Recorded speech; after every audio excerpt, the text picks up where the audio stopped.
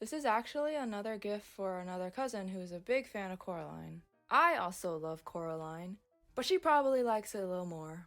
I don't think I'm going to make this piece too spooky. It'll probably not be spooky at all because it's going to be in my style, but I hope it still looks good. I do want to try making spookier sculptures eventually. Anyway, onto the sketch. So I wanted to definitely include the cat alongside Coraline in this sculpture. They would be in mid-movement, taking a stroll, and I wanted to include some important objects from the movie. I chose the triangle stone and the 3 eyes. So they're not to scale with Coraline and how they're supposed to be in the movie, but I wanted them to be big enough so I could scatter them around for decoration. For the base, I wanted to paint it like the pretty tunnel Coraline crawls through, but I kinda hated how it looked, so I changed it to just being a forest floor. Lastly, I added in a mini Wybie doll as requested from my cousin, cause she loves him. I'm being bold this time, I'm going to sculpt another human. I hope this goes well. Sculpting! Here's my armature for Coraline. I don't actually know the proper way to make these. I kinda just make what I think it should look like. I'm sure it'll work out just fine. I cover it in clay and start working on the body first.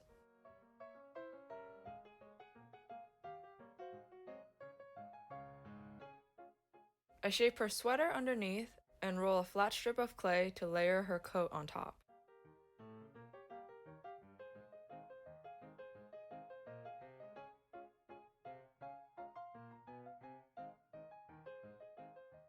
Then I work on her arms. They're both going to be bent, so I folded the clay pieces and sculpted in the creases.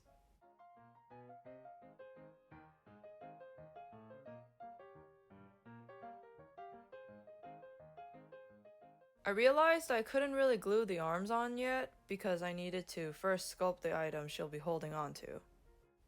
First, her shoulder strap bag, which wasn't too hard.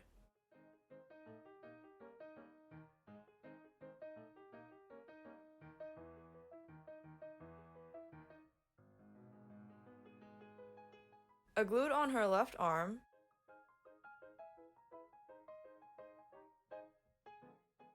and then sculpted a small little hand so I can make them hold onto the bag strap.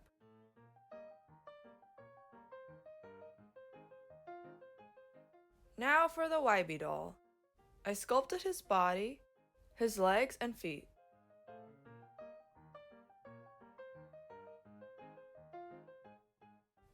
And popped on his arms. Time for the head. I was worried I wouldn't be able to capture the shape of his hair, but I took a long time on it and tried my best. I stuck on his button eyes, popping the head on,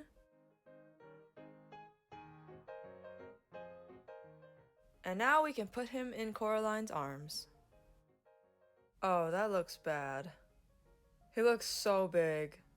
I keep doing this. I make things without checking their size and it ends up looking off. And Coraline's arms can't even hold him. Yeah, no, I'm going to fix this. We're gonna speedrun working on his new body. I don't mind redoing his body, but I worked way too hard on the head. I refuse to make that again. So he'll just have a big head.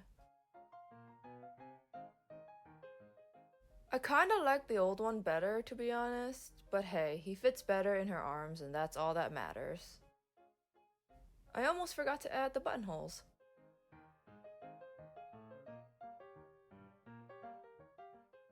I sculpted her hood and stuck that on.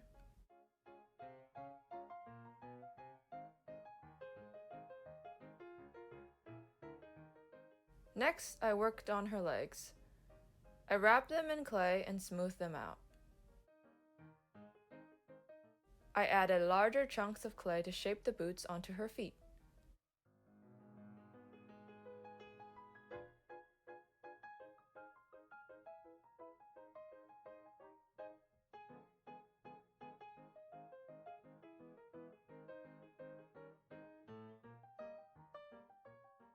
Lastly is her head.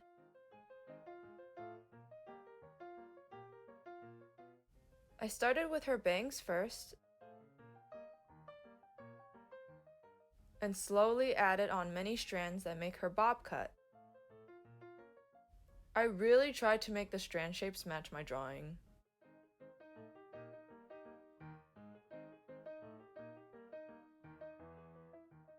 Then I smooth out everything.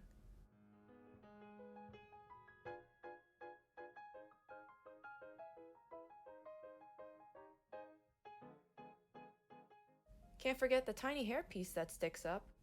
Coraline sculpt is done. Next. Well, actually, technically not done yet. I'm separately making her dragonfly hairpin. I'm sculpting it separately to glue it on later. Next. I covered the foil structure I made for the cat and then shaped its face. I wanted his cheeks to be angular. I smoothed on his front legs and hind legs.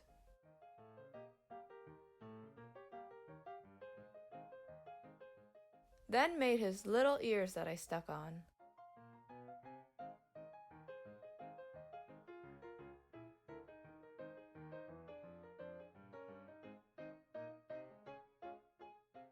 I rolled out his curled up tail and glued that on too.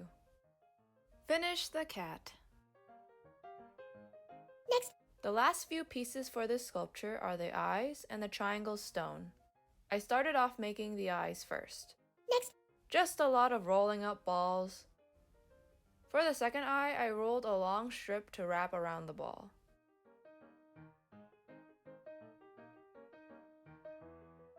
Next. For the final eye, I added little details on the sphere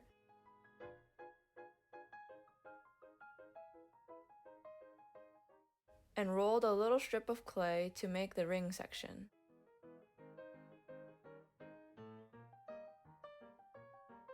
Next. Finally, for the triangle stone, I just took a chunk of clay and molded it into a thick triangle and popped a hole into the middle.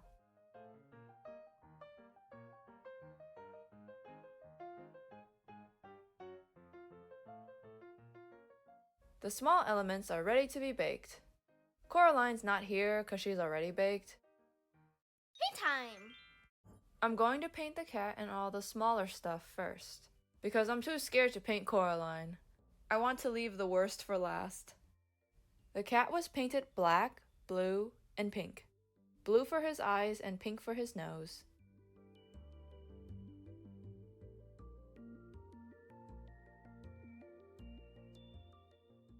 He's done. Next. The first eye is painted a bright red and yellow. This was very fun to paint because it was so simple. Just a bright yellow star in the middle.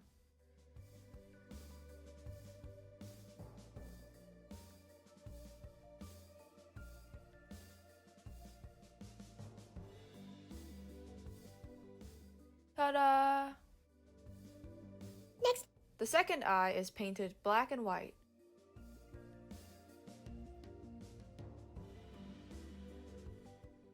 I had to be super careful painting the design on this one because it's a bunch of tiny numbers.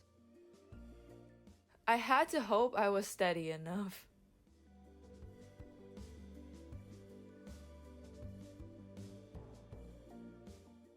Here it is. Next. The last eye I just painted silver and white.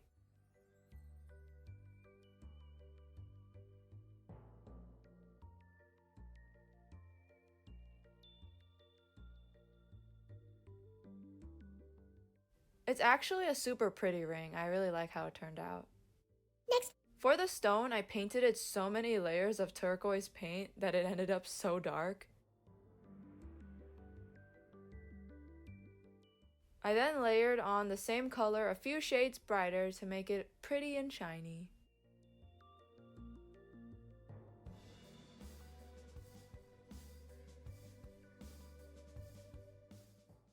Done. Next. Okay, pay no mind to the headless Coraline. I kinda decapitated her so I have an easier time painting. I know it looks horrific. I painted her coat a bright yellow and used the same yellow for her boots.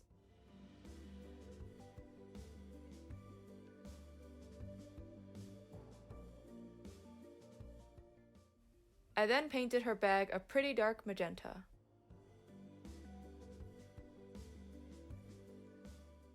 I worked on YB next just to get him out of the way.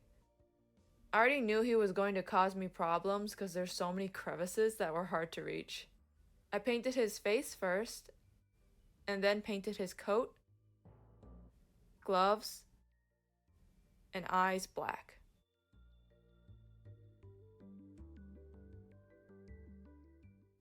His hair is painted a dark brown,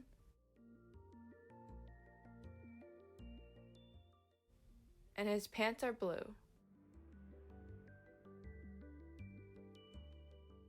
I last minute painted in tiny marks to be the skeletal design on his gloves. It wasn't in my sketch, but I wanted to add it. After I was done fixing all my mistakes I made while painting YB, I moved on to Coraline's sweater. It's a reddish orangish color. It was at this point that I realized how even more horrifying headless Coraline looked after I painted her neckline red. The wire looks like a bone. Oh my... Unexpected gore. I am so sorry. Moving on, the bag color dried so dark that I had to lighten it with a brighter magenta. I painted her striped pants with a dark purple and periwinkle. It really pulls her whole outfit together.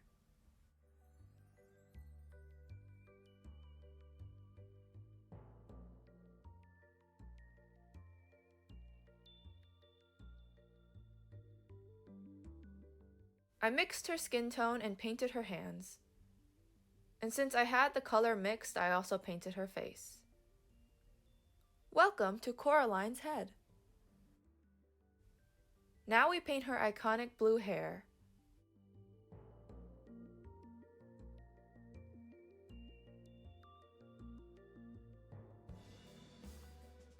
Also adding in the highlights.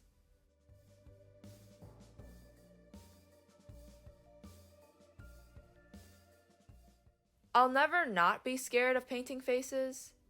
I do mess up.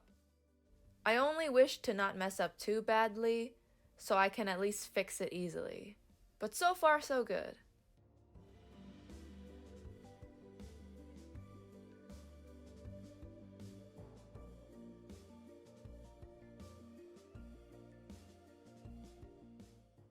I painted in her cute freckles.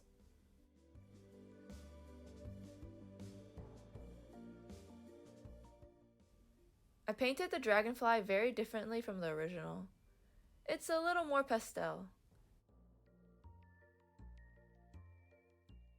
Then I added in the tiny gems. To be honest, it's kinda ugly, but I can live with it.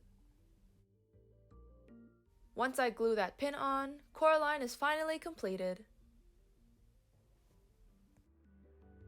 Next. The base I painted a dark navy blue. I layered on a lighter shade in the center and blended it outward.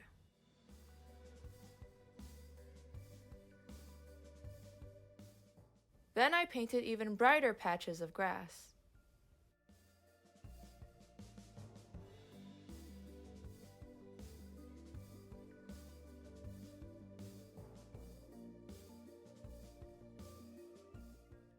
Lastly, I sprinkled in tons of tiny grass tufts with light blue and black.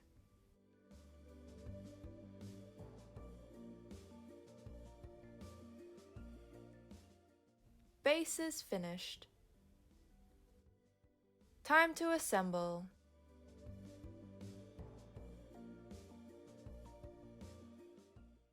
She honestly makes such a cute figure.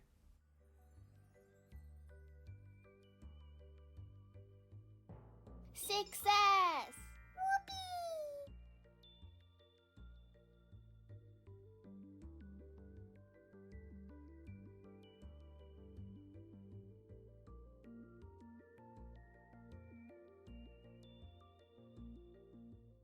So there are a couple changes that I made purposely, like the color of the cat's facial features to make it pop, and the size of the eyes and the triangle stone.